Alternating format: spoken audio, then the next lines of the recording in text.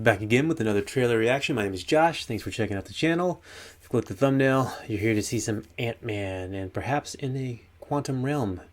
Is it a quantum realm of madness? No, just quantum realm. Quantumania. Okay, so we are here to check out as the newest trailer just dropped for Marvel Studios' Ant-Man and the Wasp, Quantumania. So this is the third one in the Ant-Man trilogy thus far, and I have to be honest, they have been one of that movie, the first one, well, and the second one actually, was one of the more surprise ones to me, as I wasn't really expecting too much because I didn't know that much about the characters, and I ended up really liking them. Of course, you have Scott Lang being played by Paul Rudd, who I don't know how you can not like Paul Rudd. Okay, I mean, he seems like he's just one of the nicest guys. Plays typically kind of the doofusy, kind of nice guy in the end. There was a couple movies that are just one. If you've ever seen Mute on Netflix, played a bad guy in that one. And honestly, he was a horrifying bad guy. But I think that just shows credit to that he's a good actor. So I've definitely enjoyed the first two. He's been a pretty important character in like the Avengers movies, especially the latter ones. But I have been relatively disinterested in most of the Marvel stuff as of late. I mean, I think last year I seen Thor and Doctor Strange in the Multiverse of Madness, and they were both pretty good. Definitely very different styles. Into the Multiverse was very Sam Raimi, which I appreciate because I am a Sam Raimi fan. Thor, I just love Thor, the character, so much. So I know I've heard a lot of complaints about it and being very jokey, and it was. But I also just kind of laughed the whole time. It kind of ended on a weird note, and I don't know where they're going to go with that character. But in all reality, I'll probably watch most Thor movies if they put them out. Other than that, I have not really liked much of what Marvel's put out recently. I've only seen that the couple things that I did see that I think I can clearly say that I really enjoyed was Werewolf by Night. I thought was fantastic, and I did like the Guardians of the Galaxy Christmas special. I thought that was also really good and very of its time. It was a good one, so I enjoyed that one. But I would very much so like to get excited again for more Marvel things, and the Guardians of the Galaxy 3 trailer did do that for me, in that I'm definitely going to want to see that one. I've just invested in those characters and James Gunn as a director as well. Ant-Man, I've never thought that I was very invested in him, but the first two movies did impress me, and that I really enjoyed them and had pretty good villains. I think you had Ghost in the second one, and you had Yellow Jacket in the first one. It was pretty solid, and they were really funny. But in a kind of, not Thor Love and Thunder funny way, it was more subtle sometimes. But that's kind of Paul Rudd in general. So, talked enough, let's just get to this. You're an interesting man, Scott Lang. You're an Avenger. You have a daughter. But you've lost a lot of time, like me. We can help each other with that.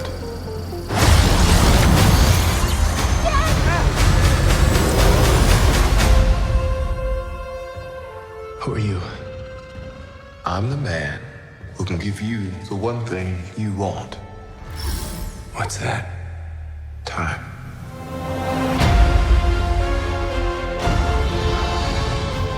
I can rewrite existence and shatter timelines. You cannot trust him. I don't care who this guy is. I just lost so much. He can give us a second chance.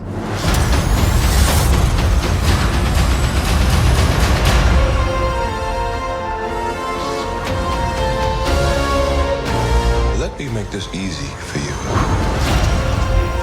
You will bring me what I need, or everything you call a life will end.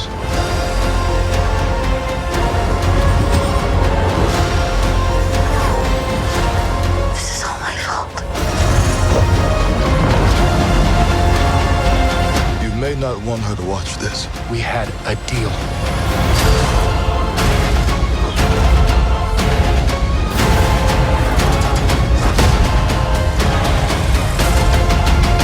Thought you could win.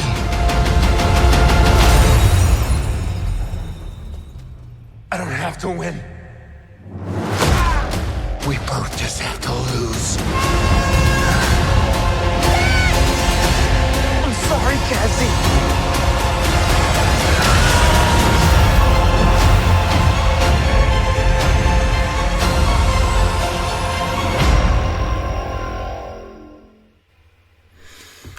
Okay, wow. So that's actually coming out much sooner than I thought, February 17th, because I guess I've seen a trailer or two, but not a lot. So I think they're kind of scaling back trailers to a certain extent, which is kind of nice, so it doesn't give away too much.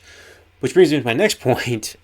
I literally feel like I see most of the plot points of that movie, as well as maybe some of the downfall. Like, I don't feel like there's a lot of question about what's gonna happen in that movie. He's clearly going to contact Scott Lang. He's gonna, want the time back with his daughter that he missed due to the blip, as well as him being in. I guess he was in the quantum realm at that time during that happening. And then it's just gonna go wonky. I'm sure there's more to it than that. Hopefully, there's more to it than that. But that seemed to give away a lot. I think that's Kang the Conqueror. I recognize him slightly from the comics, but I have seen his name going around a good bit. My problem is I did not watch most of the shows that he was involved in. I think he was in... Maybe he was in Loki? Loki and maybe one of the other shows that I did not watch and unfortunately just really was not interested in seeing. So I'm kind of lost. I also do know that they've released their slate of things coming out. I think there's a Dynasty of Kang that's coming out, like an Avengers movie, so clearly he's not going to be defeated. Or if he is, he's going to be mildly defeated and then come back much larger for the next fight. I don't know, maybe things are... Maybe it's not that formulaic. Hopefully it's not that formulaic, but... I mean, it looks solid. The graphics look solid. Some of the action looked pretty good. I do dislike that stupid plot pointer.